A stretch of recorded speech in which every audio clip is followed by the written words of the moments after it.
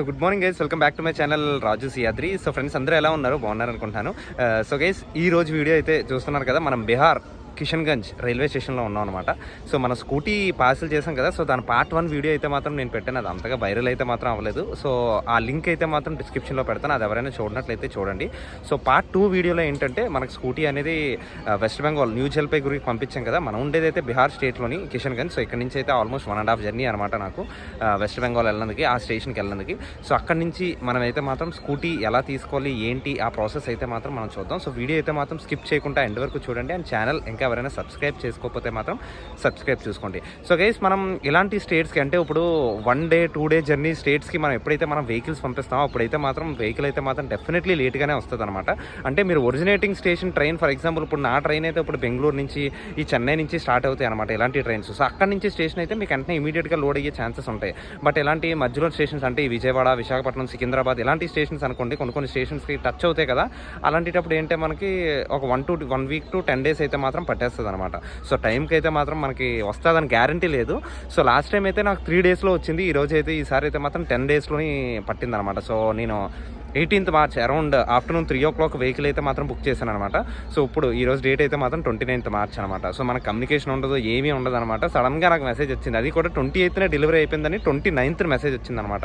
అంటే ఆల్మోస్ట్ ఒక 10 hours లేట్గా మెసేజ్ వచ్చింది. సో చూద్దాం, ఎక్స్ట్రా ఛార్జెస్ అయితే మాత్రం పే చేయవలసి ఉంటుంది. సో ఎంత పే చేయాలి ఏంటి అనేది అయితే మాత్రం మన స్టేషన్కి వెళ్ళి అయితే మాత్రం కనుక్కుందాం. So let's continue.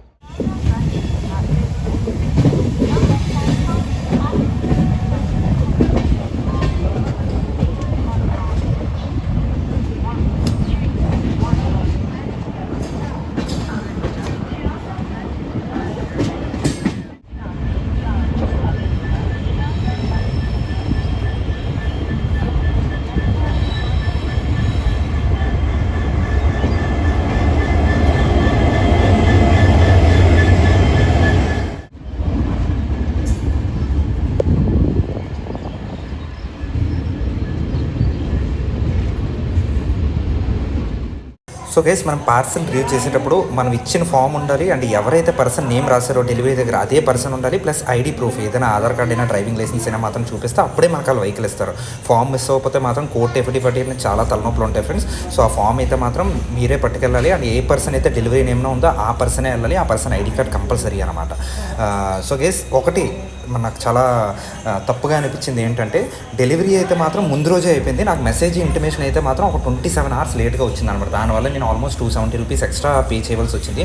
అది ఇండియన్ రైల్వేస్ తప్పే అని నేనైతే అంటాను. సో ఎప్పుడు రెగ్యులర్గా నేను ప్రతిరోజు ట్రాక్ చేసుకోండి ఇవన్నీ, బట్ ఆ రోజు అయితే మాత్రం నేను ట్రాక్ చేయలేదు లక్కీగా. బట్ ఆ రోజే అన్లక్కీగా వెహికల్ అయితే మాత్రం వచ్చింది. చూసారు కదా ఇక్కడ మీకు 28th వచ్చింది, 29th డెలివరీ అనమాట మనకు ఆల్మోస్ట్.